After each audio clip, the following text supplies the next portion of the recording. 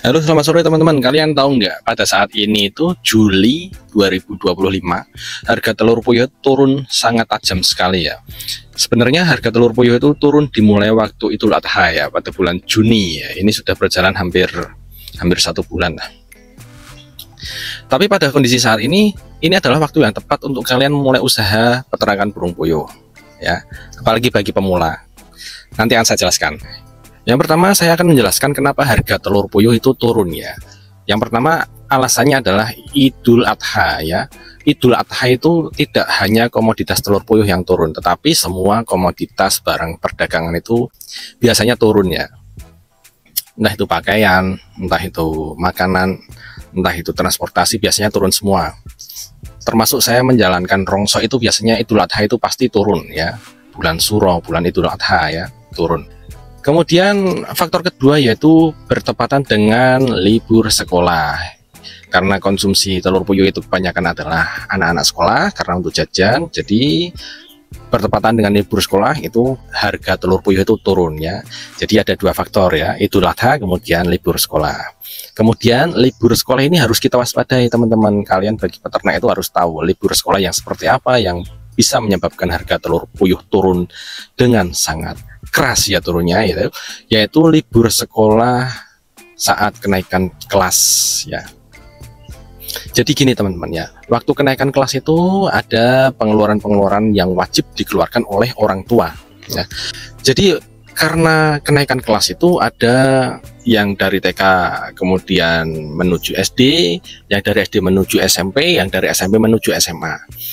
Sebelum pindah sekolah itu kan ada perpisahan itu sekarang biayanya mahal. Masuk sekolah SD, SMP, SMA mahal juga biayanya, sehingga orang tua yang menyekolahkan anaknya itu otomatis mereka mengutamakan pengeluaran di bidang sekolah daripada konsumsi barang non primer seperti telur puyuh ya, karena telur puyuh itu fungsinya adalah untuk jajan. Jadi beda dengan beras dan telur ayam ya, jadi harganya itu cenderung turun sangat keras kalau kenaikan kelas seperti itu.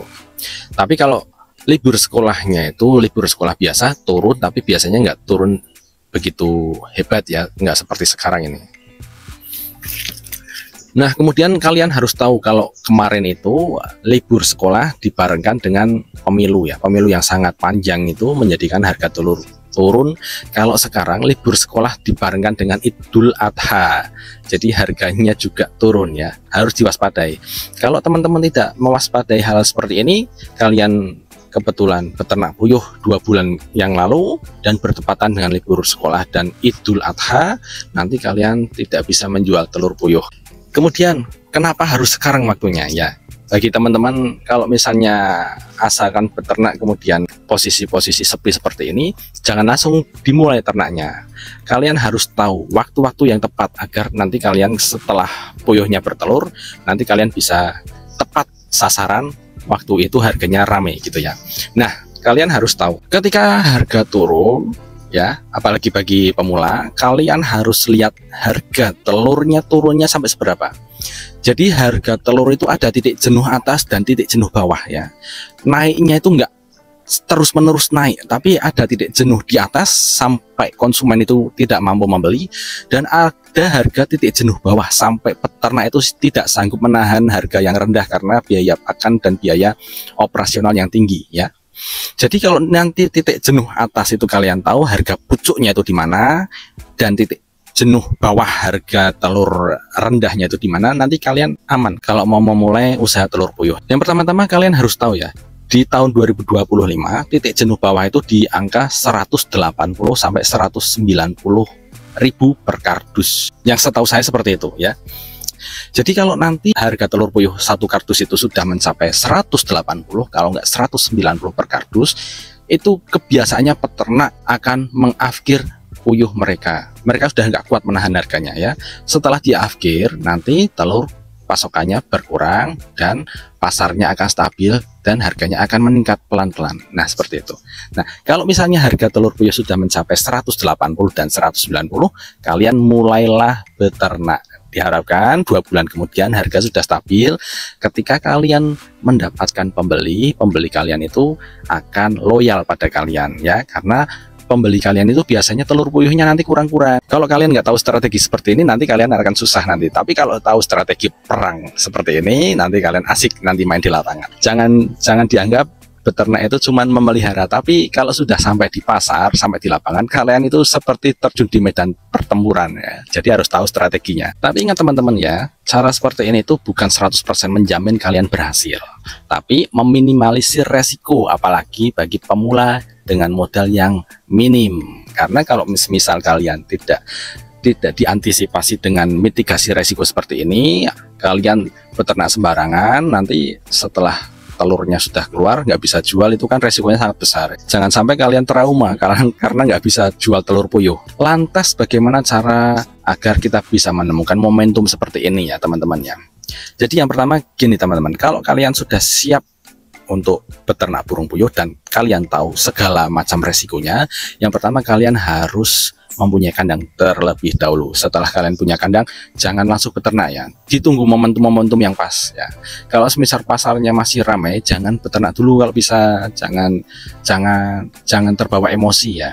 Kemudian yang kedua itu kalian harus survei lapangan, survei calon-calon pembeli kalian ya. Kalau mau jual di pengepul, kalian harus cari pengepul yang bonafit. Kalian harus cari pengepul yang komitmen ya. Kalau misalnya beli sepi rame itu dibeli terus. Kemudian kalau kalian mau masuk ke pasar langsung, kalian harus tahu ya di mana letak pedagang itu di pasar ya. Kemudian kalian harus tahu segala resikonya kalau kalian masuk ke pasar langsung. Kemudian kalau kalian masuk ke pasar langsung, kalian juga harus bisa secara keuangan harus kuat, karena biasanya kalau di pasar pembayarannya di tempo ya, kalau nggak tinggal satu nota. Kemudian tentunya kalian harus siap modal untuk membeli bibit, membeli DOG, membeli pakan.